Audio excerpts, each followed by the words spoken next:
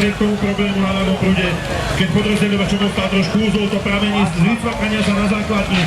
A už keď tá voda je v tej hadici, tak už jej neujdete, keď sa mašina do toho zahryzne. Aktuálne druhé miesto v lige, ja si myslím, že dneska sa tu potvrdí. Kráľovce Jasenové ženy 17 734 výsledný čas.